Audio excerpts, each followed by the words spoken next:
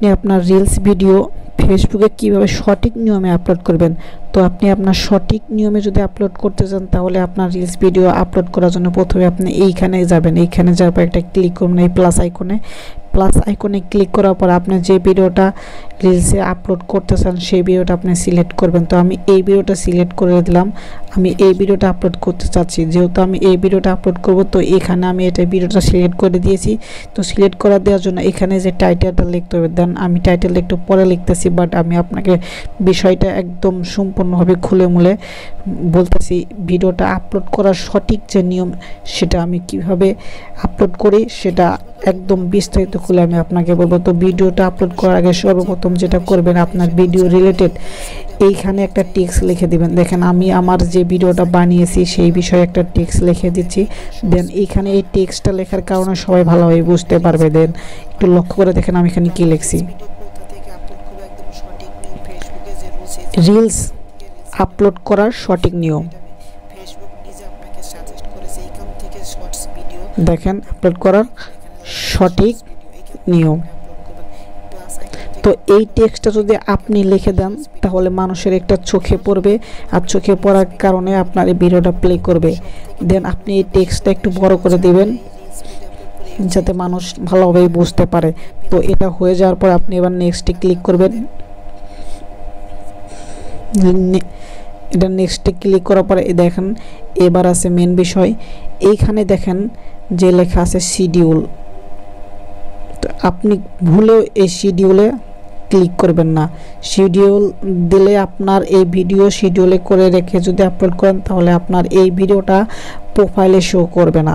দেন আপনি এইভাবে করবেন না। আবার দেখেন অ্যাড টু পোল, এখানে আপনি এই কাজটা করতে পারেন। অ্যাড টু পোলে গিয়ে আপনি এখানে একটা ক্লিক করবেন, এখানে ক্লিক করে আপনার ভিডিও রিলেটেড একটা জিনিস এখানে লেখেন। দেখেন আপনি এখানে লিখবেন যে আমার ভিডিওটা কি ভালো লেগেছে।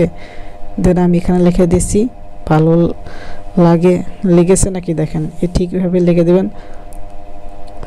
এরপর আপনি দেখবেন হ্যাঁ, এখানে দেখবেন হ্যাঁ, এখানে দেখবেন না।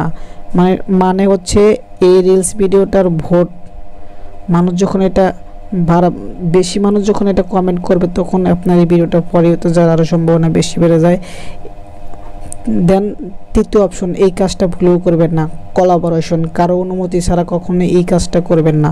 দেন আপনার এই ভিডিওটার সব থেকে যে বেশি গুরুত্বপূর্ণ সেটা হচ্ছে লোকেশন। এই লোকেশনটা যদি আপনি সঠিক না দেন তাহলে কিন্তু আপনার ভিডিওটা কারো কাছে পৌঁছাবে না। তো আপনি লোকেশন দেওয়ার জন্য অবশ্যই লোকেশনে একটা ক্লিক করবেন। লোকেশনে ক্লিক করার পর আপনার যে কান্ট্রি থেকে ভিডিও বানাচ্ছেন তো সেই কান্ট্রি এখানে দিয়ে দেবেন।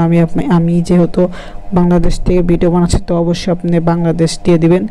বাংলাদেশ দেওয়ার পরে দেখেন এই অপশনটা এখানে লেখা আছে অ্যাড এ পোল, এই অপশনটা কখনোই চালু করবেন না। প্লে লিস্ট এটা কখনো চালু করবেন না, যেমন আছে এমনই থাকে। বুস্ট রিল এটা কখনো চালু করবেন না, যেমন আছে এমনই থাক।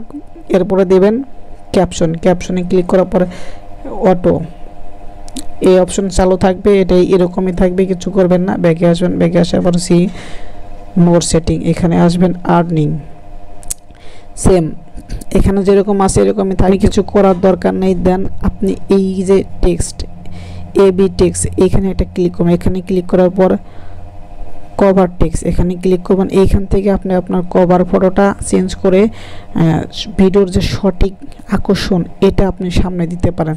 দেন আপনি এটা যদি সামনে দেন মানুষের চোখে পড়বে যাতে মানুষ ক্লিক করতে পারে।